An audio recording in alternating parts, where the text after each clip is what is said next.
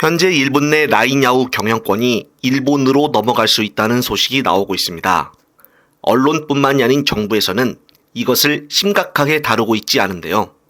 현재 일본에서 라인 사용자가 9,500만 명으로 한국에서의 카카오 같은 역할을 하고 있습니다.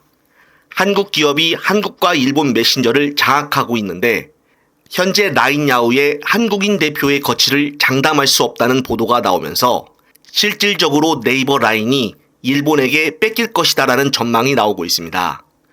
최근 일본 총무성은 네이버 클라우드가 관리하는 회사가 악성 코드에 감염이 되어 이것이 라인야후에도 감염이 되었다고 말하고 있습니다. 그래서 작년 11월부터 일본 라인 이용자와 거래처 정보가 52만 건이 외부로 누설이 되었다고 주장하고 있는데 일본 정부가 이것을 이유로 개인정보를 일본이 관리할 수 있게끔 네이버 경영권을 일본에 넘기라고 압박을 하고 있는 것입니다. 그런데 이 사건 하나로 자신들이 원하는 요구를 압박하고 있다는 것이 논리적으로 맞아떨어지지가 않는데요. 마치 라인을 내놓으라고 우기는 듯한 느낌입니다. 그런데 일본이 왜 이렇게 무리수를 두고 있는지 정치를 보면은 그 이유를 어느 정도 알 수가 있는데요. 현재 기시다 총리는 윤석열과 더불어 지지율이 20%대로 최악의 상황을 맞이하고 있고 최근 보궐선거마저 잇따른 대참패를 당했습니다.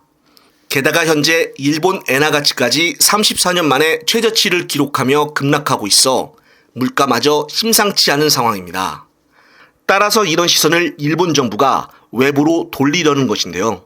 일본 국민 9,500만 명이 쓰는 라인을 한국으로부터 일본이 완전한 경영권을 가져왔다라는 뉴스는 기시다에게는 매력적인 카드가 될 것입니다. 반면에 현재 우리 정부는 이런 심각성에 대해서 찍소리도 안 하고 있는 가운데 민주당이 대신 나서서 목소리를 높이고 있는데요.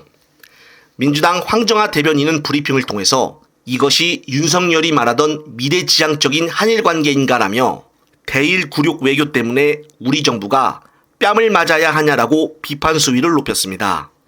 정말 기가 막힌 상황은 네이버 게시판은 국힘들의 성지라고 불리우는데 정작 네이버를 돕고 있는 것은 민주당이라는 것입니다.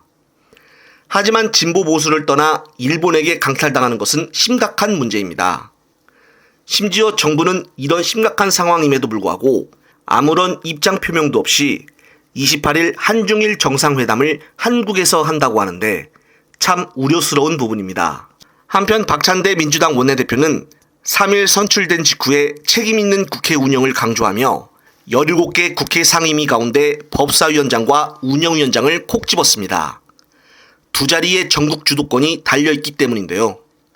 하지만 국힘당은 이것을 필사적으로 반대할 것입니다. 따라서 만약 여야 간의 구성 협상이 결렬이 되면은 결정권은 과반 의석을 점한 민주당이 쥐게 되어 있습니다. 이유는 국회법에 따르면은 상임위원장은 본회의에서 재적의원 과반 출석과 출석의원 과반 찬성으로 선출이 되기 때문입니다.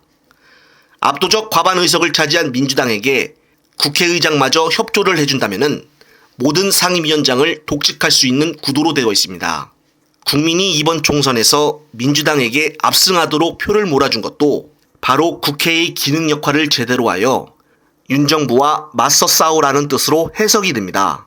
그동안 대통령실 이전부터 해서 이제껏 흘러나온 온갖 비리 의혹들을 국회에서 조용히 넘어갔던 가장 큰 이유가 운영위원장을 국힘당에서 가져가서 툭 하면은 회의를 중단하거나 열지 않아 원천 차단을 했었기 때문입니다. 그것이 바로 현재 윤재욱 국힘당 원내대표인데요. 또한 이번 16일에 선거할 국회의장 선출도 제대로 된 사람을 뽑아야 합니다.